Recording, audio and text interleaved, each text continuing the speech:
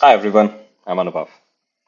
So learning without action takes you nowhere. And it's very important that when we start learning a new method, a new framework, a new technique, very quickly we find a way to take action on that new technique. And very often it so happens is you're sitting with a piece of paper and a pen and kind of putting your plans down on that. And after that, that paper is gone. It's lost somewhere. And while you still have the technique somewhere in your back of your mind, you are not really able to act on it. On book tales, any frameworks, any principles, any stories that you learn, you can put them to action. And that's the power of the platform. I'm going to talk about the Eisenhower matrix, something that I learned 20 years back during my MBA. And I don't think I've really been able to put that to use until this point.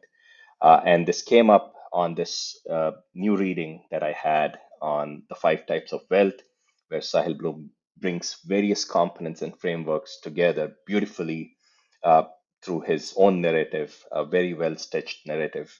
And, so let's see how it goes. This is the Eisenhower matrix. It was, pioneered and created by uh, one of the presidents of America.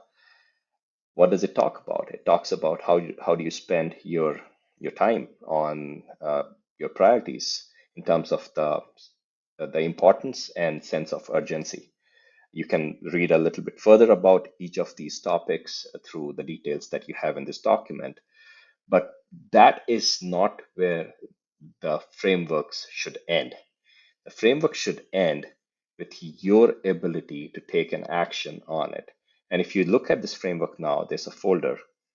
Go inside, and this is something that you can create for your own self when you learn a new framework or a topic.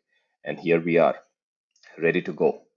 I've created my own framework here that talks about the importance of the priorities that are on the table for me, and the urgency of them. And now I have to figure out whether I do them now, whether I decide about them later.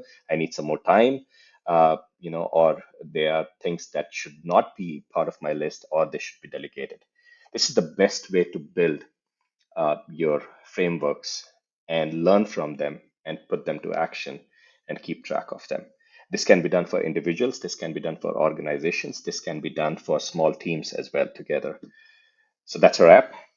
I hope you enjoy creating your own frameworks or bringing in other external frameworks to Voca Tales and building on them. Happy writing.